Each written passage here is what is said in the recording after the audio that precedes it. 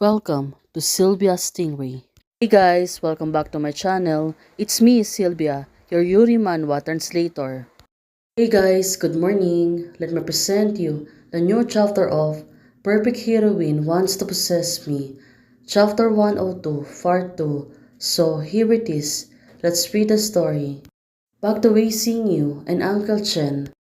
Wei Xingyu is focusing on Uncle Chen's plan. Right now, she don't want Ji Shao to take away by Uncle Chen. Mr. Chen said, Xingyu, are you going to confront your own uncle?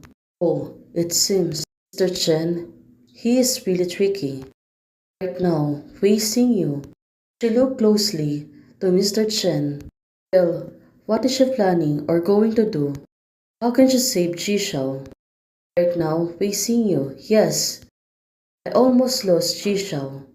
That's why right now Wei Xingyu. She was really eager to get back Ji Shao. This time, no one can take her away from me. It's such a cold atmosphere, why don't they start arguing? Well, Li Hu, you really feel cold today. Oh, it seems that there's a backup. Right now, a tow car. At the back of Mr. Chen's car, two cars arrive.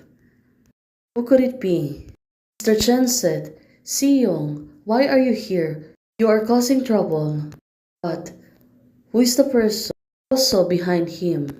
Well, the door of the car suddenly opened and said, Don't blame him.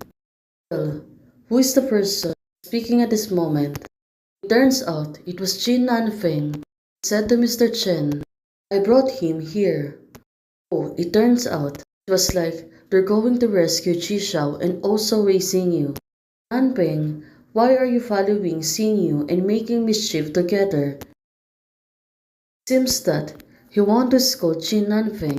Nanpeng and Wei Xingyu standing each other. Uncle Chen, we are not messing around. We are just here to save our friends. Jin Nanfeng told Mr. Chen. Nanpeng said, in the past few months, Ji Shao has been working with us to prepare for the shareholder meetings. Oh, well, he was right.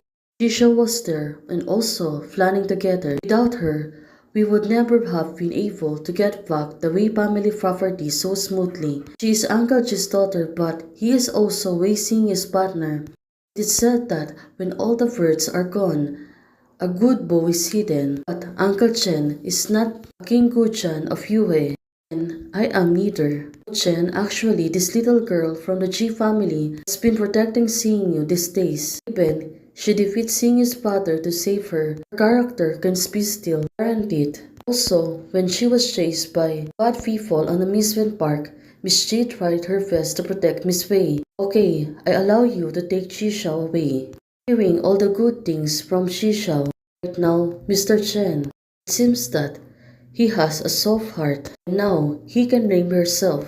Wei Xingyu seems to be happy hearing this and said, Thank you, Uncle Chen.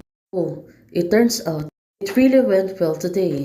Now, suddenly, Uncle Chen, she pressed and held the car's doors and said, But, oh, is there any condition that Mr. Chen wants?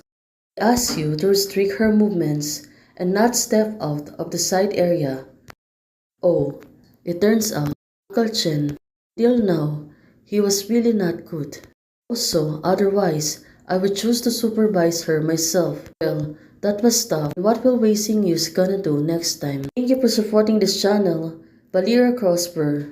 Hey guys, thanks for watching. If you liked the video, please don't forget to like, share, and subscribe. Also, membership is already open. For those who want to support, you can join the membership or you can directly support me via Ko-Fi. Thank you, bye!